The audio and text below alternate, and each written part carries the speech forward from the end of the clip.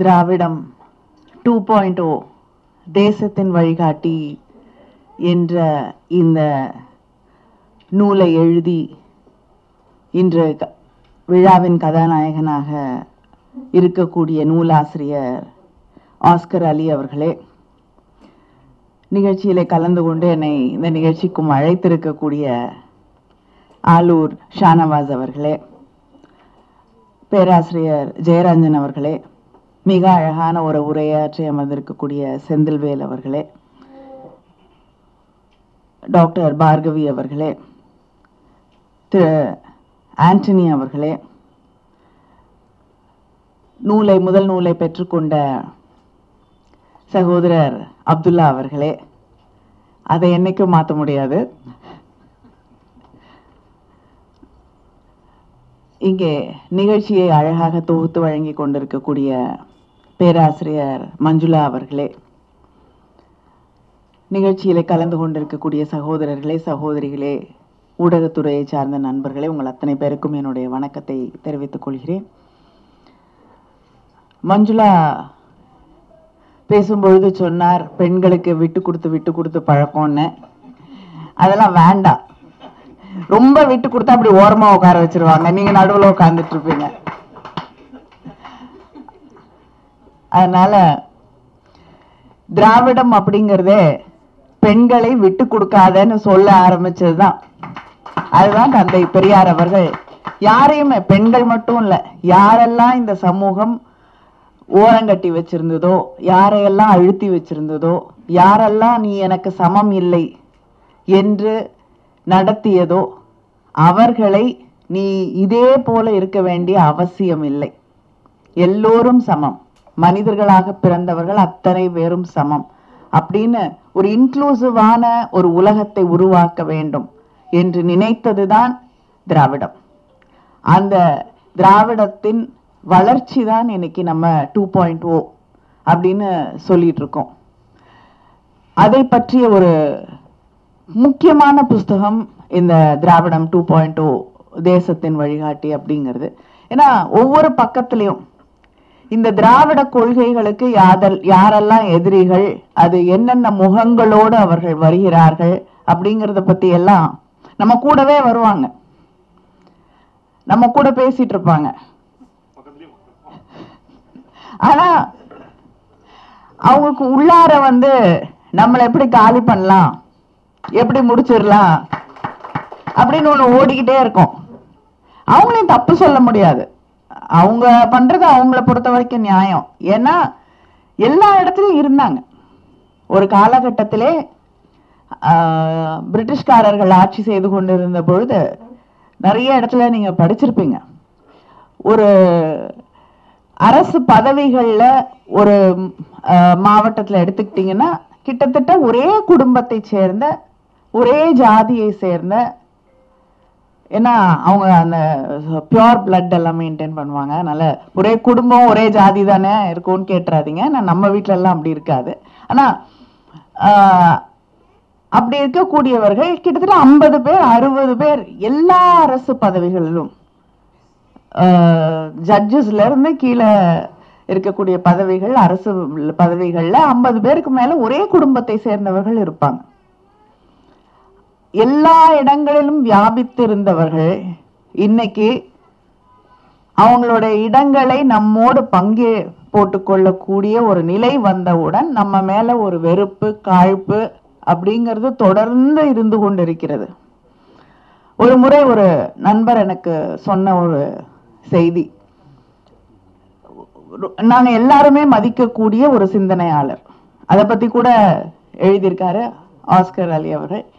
ரொம்ப மதிக்கக்கூடிய ஒரு சிந்தனையாளர், தொடர்ந்து எழுதக்கூடிய ஒருவர், பண்பாட்டு தளங்களிலே இயங்கக்கூடிய, இலக்கிய தளங்களிலே இயங்கக்கூடிய ஒரு நண்பர், எப்பொழுதுமே ஒரு முற்போக்கு சிந்தனை இருக்கக்கூடிய ஒருவர். அவர்கிட்ட அரசியல் பேசி கொண்டிருந்த பொழுது எனக்கு கலைஞர்னு அவ்வளோ அப்படி சொல்லலை, கருணாநிதியை பிடிக்காத, நான் ஓட்டு போட மாட்டேன் அப்படின்னு சொன்ன பொழுது இவர் ஒரு நிமிடம் அதிர்ந்து, ஏன் அப்படி சொல்றீங்க அப்படின்னு.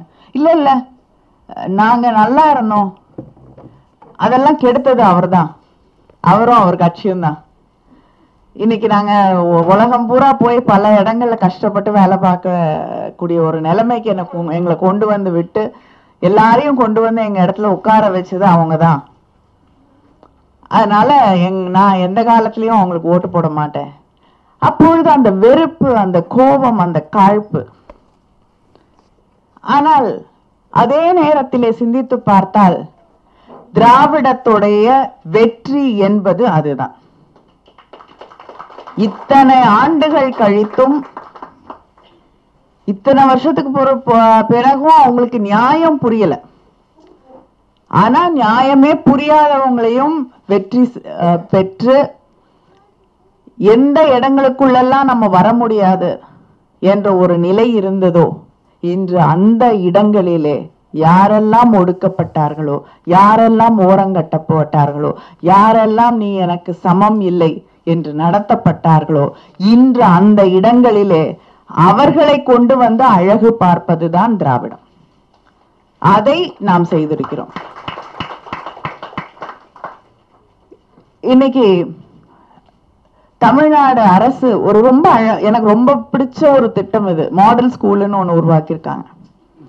ஒரு மாவட்டத்துல நன்றாக படிக்கக்கூடிய, பல கனவுகளோடு இருக்கக்கூடிய சில பிள்ளைகளை கொண்டு வந்து ஒரு இடத்துல, ஏன்னா அவங்களுக்கு முழுமையாக வீட்டில் இருக்கக்கூடிய எந்த பிரச்சனைகளாலும் அவர்கள் பின் தள்ளப்பட்டு விடக்கூடாது, அவங்களுக்கு பெஸ்ட் எல்லாமே கொடுக்கணுங்கிறதுக்காக மாடல் ஸ்கூல் அப்படின்னு ஒண்ணு உருவாக்கி அங்க படிக்கக்கூடிய பிள்ளைகள் உலகம் முழுவதும் இருக்கக்கூடிய, அது இந்தியாவா இருக்கட்டும், சொல்லுவாங்க நம்மெல்லாம் ஐஐடிக்குள்ள கால எடுத்து வைக்க முடியாது, நிஃப்டுக்குள்ள கால எடுத்து வைக்க முடியாது, இங்க வைக்க முடியாதுன்னு. இன்னைக்கு உலகம் முழுவதும் எந்தெந்த இன்ஸ்டிடியூஷன்ஸ்குள்ள நம்ம போக முடியாது என்ற நிலை இருந்ததோ, அங்கே கிராமத்துல ஒரு மிக சாதாரண குடும்பத்துல இந்த கனவுகள் பற்றி எந்தவித புரிதலும் இல்லாத பெற்றோர்களுக்கு, இப்படியெல்லாம் கனவு காணலாமா, தப்பு இல்லையா, நம்மளால முடியுமான்னு நினைக்கக்கூடிய பெற்றோர்களுக்கு பிறந்திருக்கக்கூடிய அந்த பிள்ளைகள் இப்படிப்பட்ட யூனிவர்சிட்டிஸ்ல இன்னைக்கு போய் படிக்கக்கூடிய வாய்ப்பை இந்த அரசு உருவாக்கி இருக்கிறது. அதுதான் திராவிடம் 2.0.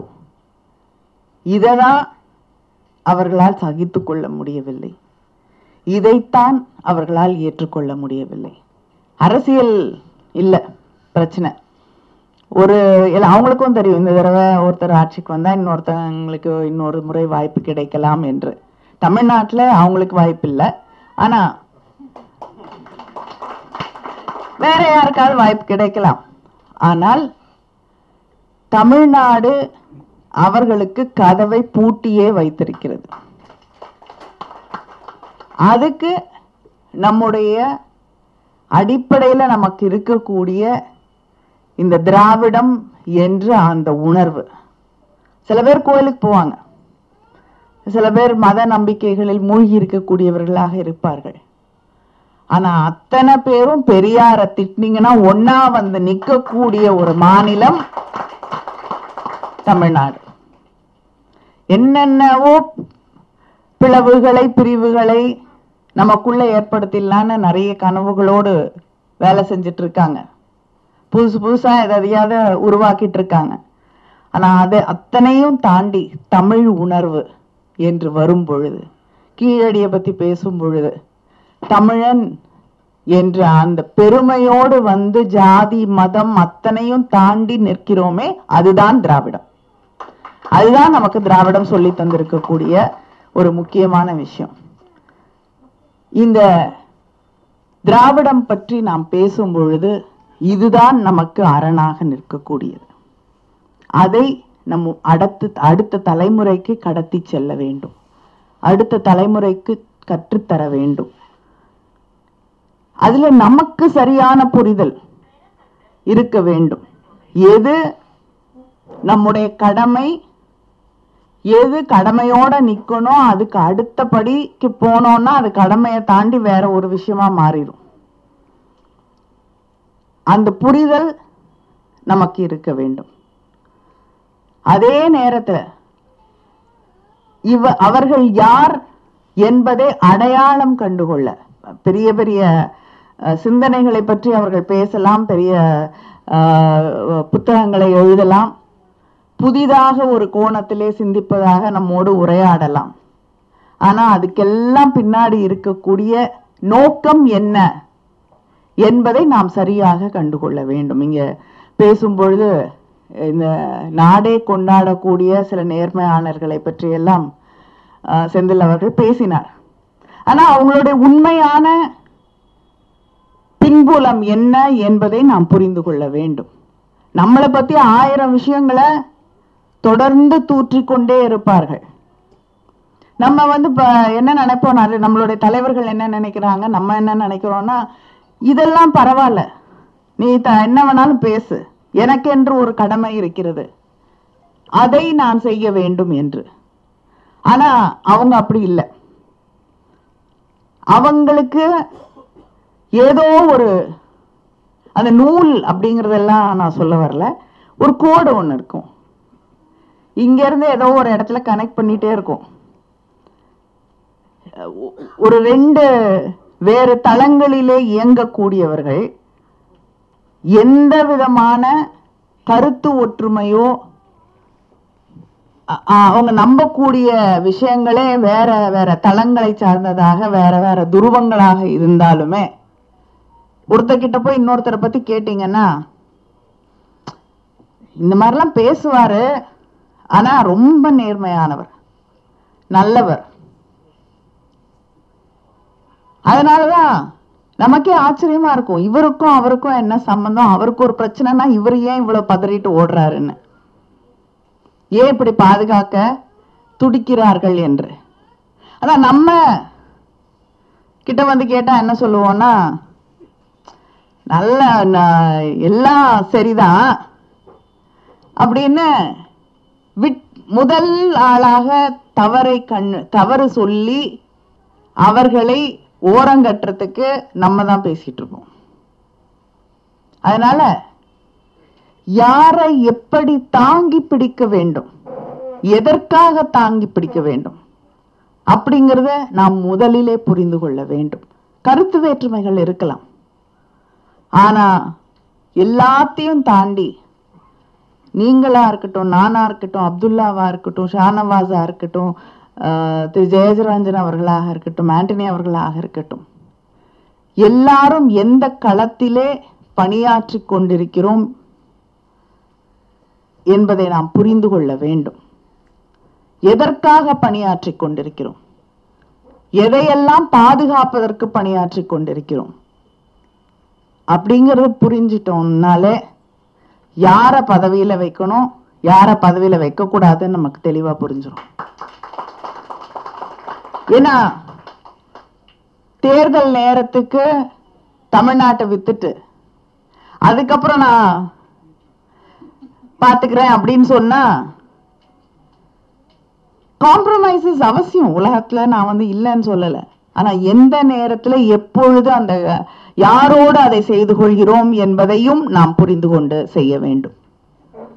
அதனால நமக்குள்ளே இருக்கக்கூடிய சின்ன சின்ன வேற்றுமைகள், கருத்து வேற்றுமைகள், இதற்காக நம்ம ஒருத்தர் விட்டு கொடுத்து விட்டு எதை பாதுகாக்க வேண்டுமோ அதை பாதுகாக்க தவறிவிடக் கூடாது என்பதை நாம் புரிந்து கொள்ள வேண்டும். அதுதான் திராவிடத்தை பாதுகாக்கக்கூடிய மிக முக்கியமான ஒன்று.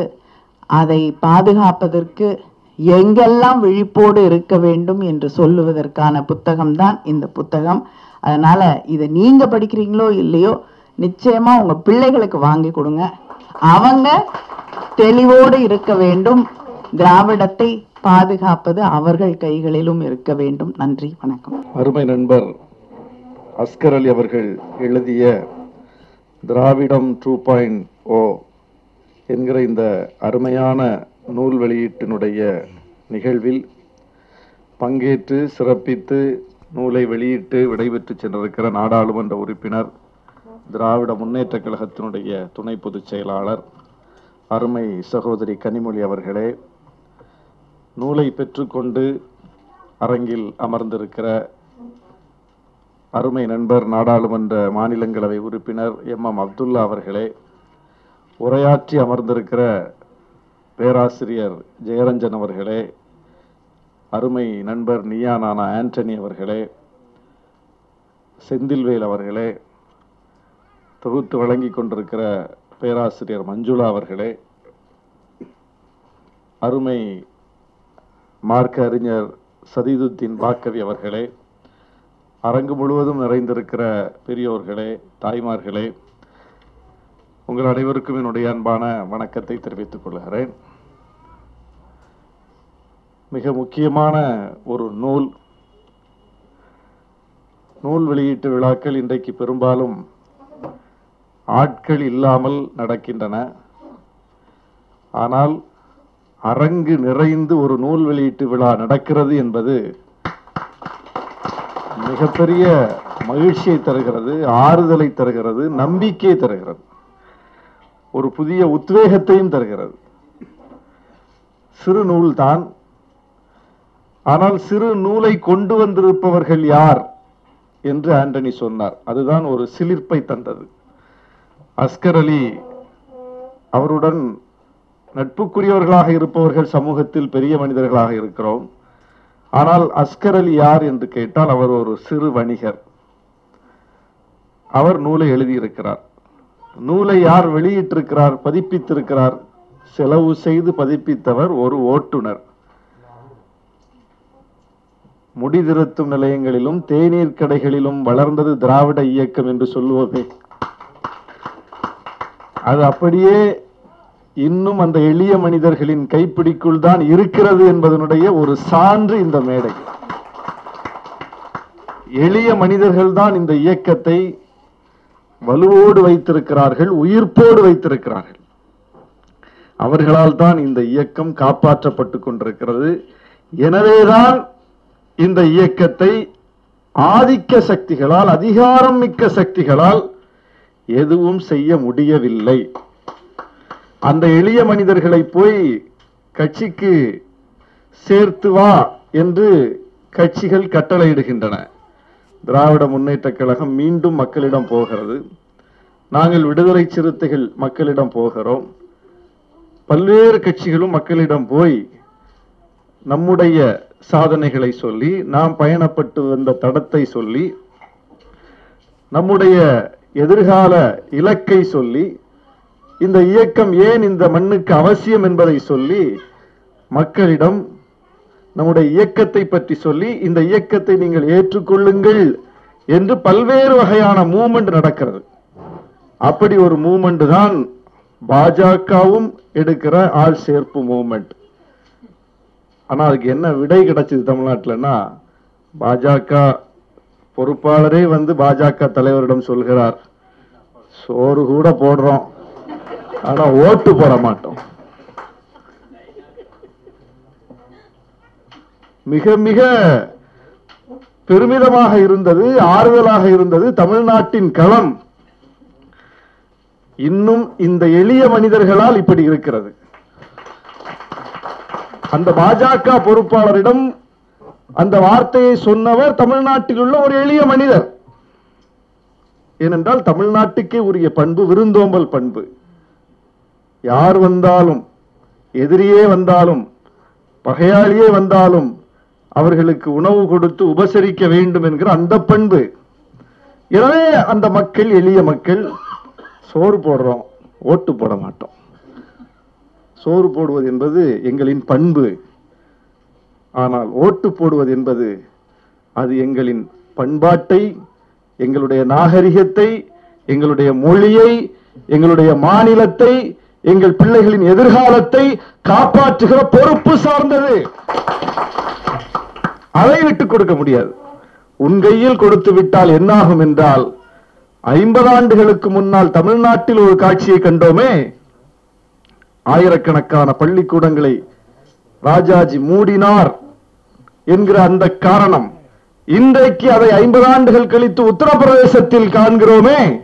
5000 பள்ளிக்கூடங்களை யோகி மூடப் போகிறார் என்று உச்சநீதிமன்றத்தில் அவசர வழக்காக போய் நிற்கிறதே, தடுத்து நிறுத்துவதற்காக. இன்றைக்கு உத்தரப்பிரதேசத்தில் பார்க்கிற காட்சியை தமிழ்நாட்டில் ஏற்கனவே பார்த்தோம், மீண்டும் பார்க்க வேண்டிய நிலை வந்துவிடும். எனவே உங்களுக்கு ஓட்டு போட மாட்டோம், சோறு வேணா போடுறோம். தமிழ்நாட்டு மக்கள் தெளிவாக இருக்கிறார்கள். அந்த மக்களிடம் நம்முடைய வரலாற்றை திரும்ப திரும்ப நாம் சொல்ல வேண்டி இருக்கிறது. ஏனென்றால் இந்த மண்ணை ஒரு உத்தரப்பிரதேசமாக மாற்றிவிட முடியாதா என்று பல தரப்பிலும் இன்றைக்கு வேலைகள் முடுக்கிவிடப்பட்டிருக்கின்றன. பல முனைகளிலும் அவர்கள் வேலை செய்கிறார்கள். அந்த வேலையை முறியடிக்க வேண்டும் என்றால் நாம் வேலை செய்யணும். நாம் நம்ம வரலாறு சொல்லணும். இப்ப நாம நம்ம வரலாறு சொன்னாலே பிரச்சனையா மாறுது, சர்ச்சையா மாறுது. அதுதான் இப்ப சிக்கலா இருக்கு. செந்தில்வேல் சொன்னார், சத்துணவு திட்டத்தை கொண்டு வந்தார் எம்ஜிஆர் என்று சொன்னால் அது ஏற்கனவே அந்த திட்டத்தை கொண்டு வந்த தலைவரை இழிவுபடுத்துவதாகுமா? கிடையாது. மதிய உணவு திட்டத்தை கொண்டு வந்தார், நடைமுறைப்படுத்தினார், சிறப்பாக செயல்படுத்தினார் பெருந்தலைவர் காமராசர் என்று ஒரு நிலை இருக்கிறது. அது அவருக்கான புகழாரம். சத்துணவு திட்டத்தை கொண்டு வந்தார் எம்ஜிஆர் என்று சொன்னால் அது காமராஜரை இழிவுபடுத்துவது ஆகாது. அது எம்ஜிஆரின் வரலாறை சொல்வதாகத்தான் எடுத்துக்கொள்ள வேண்டும்.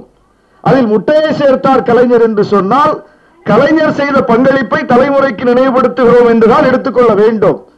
கலைஞர் முட்டையை சேர்த்ததையோ, ஜெயலலிதா அம்மையார் வாழைப்பழத்தை கொடுத்ததையோ, அதுபோல சத்துணவு திட்டம் என்று எம்ஜிஆர் கொண்டு வந்ததையோ சொல்லுவதன் மூலம் காமராசரை சிறுமைப்படுத்தி விட்டோம் என்று ஆகாது. ஆனால் இப்படி சொன்னால் அப்படி ஆகிவிடும் என்று சிலர் சொல்கிறார்கள். அப்படித்தான் தியாகராய நகரில் தியாகராயர் அரங்கில் நடைபெற்ற ஒரு விவாத நிகழ்வில் நான் சொன்னேன், மதிய உணவு திட்டம் என்பது 1920களிலேயே சென்னை மாநகராட்சியில் ஒரு அரசின் திட்டமாக இதை ஏற்கனவே நடைமுறைப்படுத்தியவர் இந்த பெயருடைய தியாகராயர் நகர் என்கிற இந்த நகரின் பெயருடைய தியாகராயர் அரங்கம் என்கிற இந்த அரங்கத்தின் பெயரை கொண்ட சர்பிடி தியாகராயர் என்று நான் சொன்னேன். உடனே சண்டைக்கு வந்துட்டாங்க.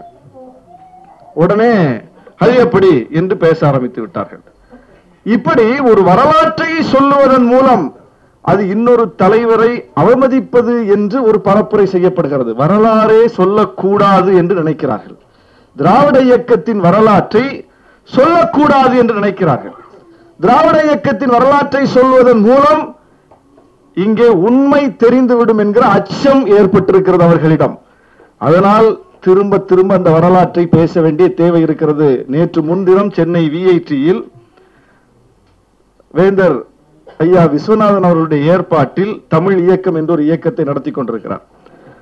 தமிழ் இயக்கத்தினுடைய ஏற்பாட்டில் தனித்தமிழ் இயக்கத்தினுடைய தந்தை மறைமலடிகள் அவர்களுடைய நாட்குறிப்பு, அவர் எழுதி வைத்த நாட்குறிப்பு நூலாக வெளிவந்திருக்கிறது. அந்த வெளியீட்டு விழாவில் நான் பங்கேற்றேன். வேந்தர் வெளியிட நான் பெற்றுக்கொண்டேன். அந்த நிகழ்வு நேற்று முன்தினம் நடந்தது. அந்த நாட்குறிப்பை எடுத்து படித்து பார்த்தால் மிகப்பெரிய உண்மைகளை அதில் நான் கண்டு உறைந்து போனேன். வியந்து போனேன் என்பதை விட உறைந்து போனேன். திராவிட இயக்கம் குறித்து எப்படிப்பட்ட மோசமான சித்திரங்கள் இங்கே வரையப்படுகின்றன, அதை ஒவ்வொன்றையும் ஆதாரப்பூர்வமாக தகர்க்கிற அத்தனை சான்றுகளும் மறைமலடிகளுடைய நாட்குறிப்புக்குள் இருக்கின்றது. அதுதான் முக்கியம். மறைமலடிகள் யார்? திராவிட இயக்கத்தை சார்ந்தவர் அல்ல. அவர் தனித்தமிழ் இயக்கம் கட்டியவர். பிறமொழி வெறுப்பில் உருவான இயக்கம் அல்ல, பிறமொழி கலப்பை எதிர்த்து உருவான இயக்கம் என்று தன்னுடைய இயக்கத்திற்கு ஒரு டேக்லைன் அடைமொழியை கொடுத்தவர். அதனுடைய நோக்கத்தை ஒரு லைன்ல சொன்னவர். பிறமொழி வெறுப்பினால் இந்த மூவ்மெண்ட் கட்டல, இந்த இயக்கத்தை கட்டல, பிறமொழி கலப்பை எதிர்த்து இந்த இயக்கத்தை கட்டுகிறோம்னு தனித்தமிழ் இயக்கத்திற்கு அவர் ஒரு உருவகம் கொடுத்தார். அப்படிப்பட்ட இயக்கம். அந்த இயக்கம் திராவிட இயக்கத்தினால் தோற்றுவிக்கப்பட்ட இயக்கம் கிடையாது. மறைமலடிகள் தோற்றுவித்த இயக்கம். மறைமலடிகள் திராவிட இயக்கவாதியும் கிடையாது. அவர் அவருடைய டைரி குறிப்பு, அந்த நாட்குறிப்புல பக்கத்துக்கு பக்கம் திராவிடத்தை பற்றி தான் எழுதி வைத்திருக்கிறார். 1950 அவருடைய இறுதி நொடி கடைசி குறிப்பு, தந்தை பெரியார் என்னை காண வந்தார், ஈவே ராமசாமி நாயக்கர் என்னை காண வந்தார், 1 மணி நேரம் உரையாடினோம் என்று முடிகிறது. அதான் அவர் எழுதின கடைசி குறிப்பு. திராவிட இயக்கம், சுயமரியாதை இயக்கம் குறிப்பாக தந்தை பெரியார் அவர்கள் கடவுள் மறுப்பு பிரச்சாரத்தை முன்னெடுத்த போது அதை எதிர்த்து திருவிக உள்ளிட்ட அறிஞர்களை அழைத்து, சைவ சித்தாந்தத்தை பின்பற்றக்கூடிய அறிஞர்களை எல்லாம் அழைத்து மறைமலடிகள் சொல்றார், ஊர் ஊரா அந்த பிரச்சாரத்தை முறியடிக்கிறதுக்கு நம்ம கூட்டம் போடணும். இவங்க ரொம்ப மோசமா போயிட்டு இருக்காங்க, கடவுள் மறுப்பு பேசுறாங்க, இது தமிழ்நாட்டை பாழாக்கிடும், இந்த மண்ணை பாழாக்கி விடும். எனவே இதற்கு பதிலடி கொடுக்கக்கூடிய வகையில் ஊர்தோறும் கூட்டங்களை போடுங்கள், நான் பேசுகிறேன் பெரியாரை எதிர்த்து அப்படின்னு சொல்றார்.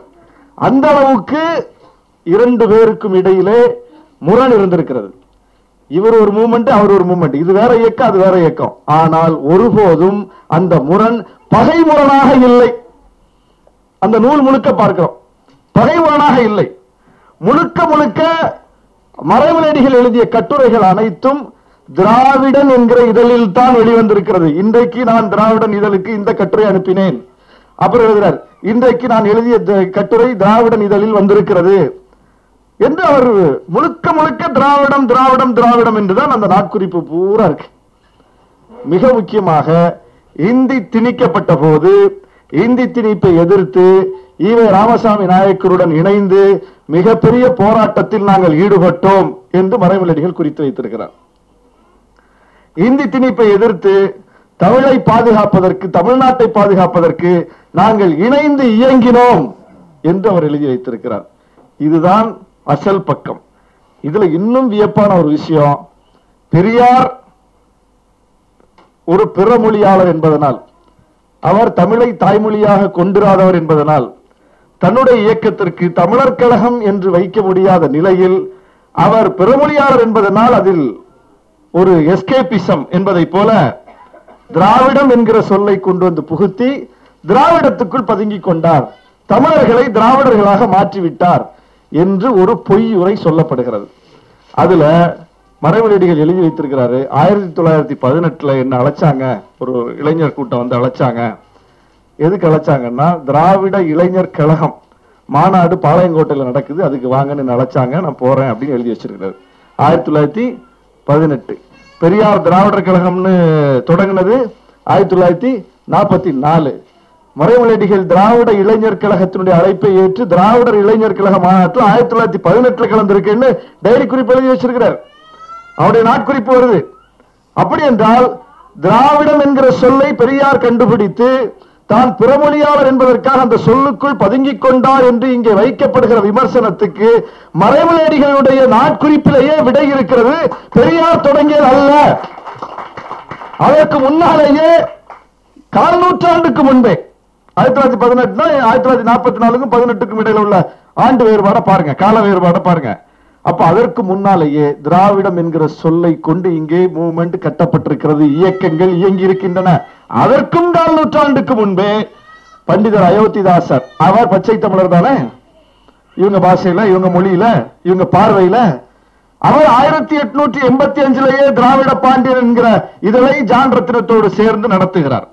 1890களிலேயே திராவிட மகாஜன சபை என்ற ஒரு அமைப்பை நடத்துறார். எங்களை ஆதி திராவிடர்களாக பதிவு செய்யுங்கள் மக்கள் தொகை கணக்கெடுப்புல சொல்றாரு.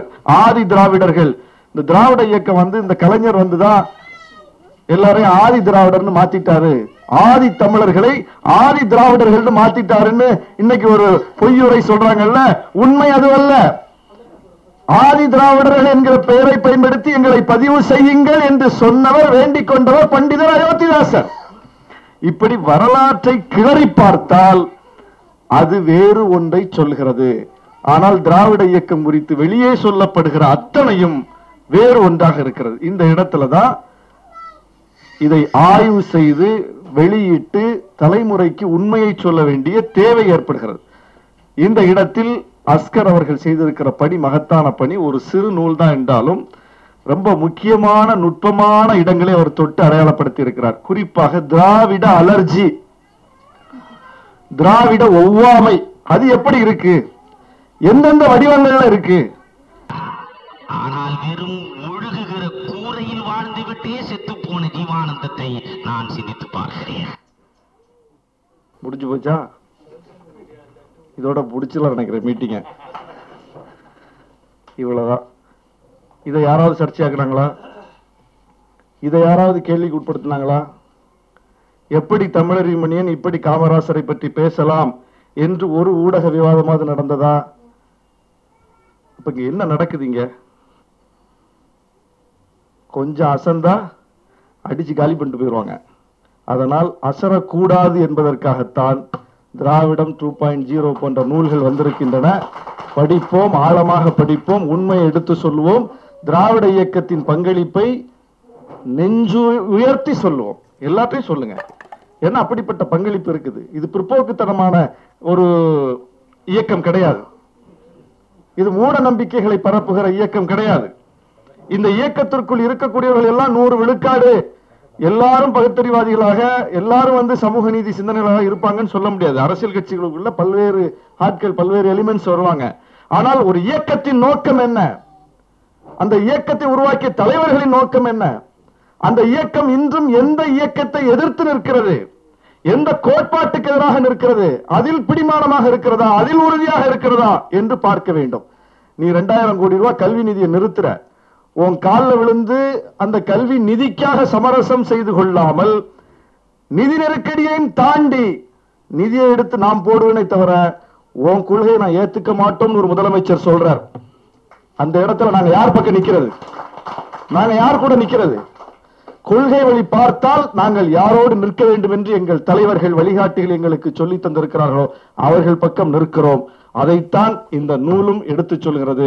அஸ்கர் அவர்களுக்கு எங்களுடைய நெஞ்சார்ந்த நன்றியையும் பாராட்டுகளையும் தெரிவித்து, வந்து சிறப்பித்த அத்தனை பேருக்கும் எங்களுடைய நன்றியை தெரிவித்து விடைபெறுகிறேன். நன்றி.